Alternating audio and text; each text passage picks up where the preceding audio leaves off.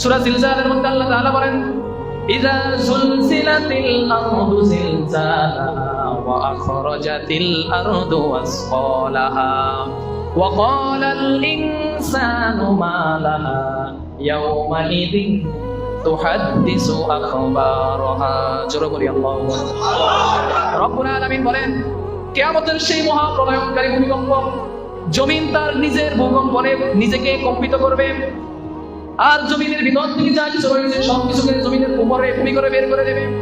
ওয়া ক্বালাল ইনসানু মা লাহা, মানুষ বলবে এই জমিনের কি হলো, এর আবার কি হলো, এরকম করে কাঁপতেছে কেন? ইয়াউমাইযিন তুহাদ্দিসু আখবারাহা, জমিন কোনো কিছু আর সেদিন গোপন করবে না, সব কিছু উপরে বের করে দেওয়া হবে। মানুষের হিসাব নিকাশের জন্য সবাইকে উপস্থিত করা হবে। যে ব্যক্তি এই দুনিয়ার জমিনে যতটুকু ভালো কাজ করেছে, খারাপ কাজ করেছে, আল্লাহ রাব্বুল আলামিনের আদালতে সেদিন সব কিছুর বিচার হবে। ফামান ইয়ামাল মিসকালা যাররাতিন খায়রান ইয়ারা ওয়া মান ইয়ামাল মিসকালা যাররাতিন শাররান ইয়ারা, যেই ব্যক্তি যাররা পরিমাণ ভালো কাজ করেছে সেটারও হিসাব তাকে দিতে হবে, আর যেই ব্যক্তি যাররা পরিমাণ খারাপ কাজ করেছে সেটারও হিসাব আল্লাহর দরবারে দেওয়া লাগবে নাকি লাগবে না? নাকি আল্লাহর দরবারে টাকা পয়সা দিয়ে বাঁচার কোনো সুযোগ আছে? আছে কোনো সুযোগ আছে? কোনো উকিল সেখানে আছে যে আপনার পক্ষ হয়ে কাজ করবে? আপনি অন্যায় করেছেন, অন্যায়গুলোকে গোপন করার জন্য সেদিন কোনো উকিল থাকবে?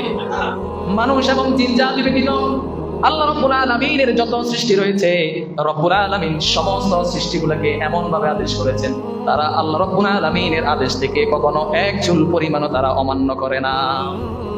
রব্বুল আলামিন বলেন, ওয়ালিল্লাহি ইয়াসজুদু মান ফিস সামাওয়াতি ওয়াল আরদি তাওআন ওয়া কারহা, আসমান এবং জমিনের মধ্যে যা কিছু রয়েছে সব কিছু হলো আল্লাহ তাআলার জন্য, আর এর ভিতরে যা কিছু রয়েছে সবাই আল্লাহকে সিজদা করে তাওআন ওয়া কারহা, ইচ্ছায় অনিচ্ছায়। সুবহান।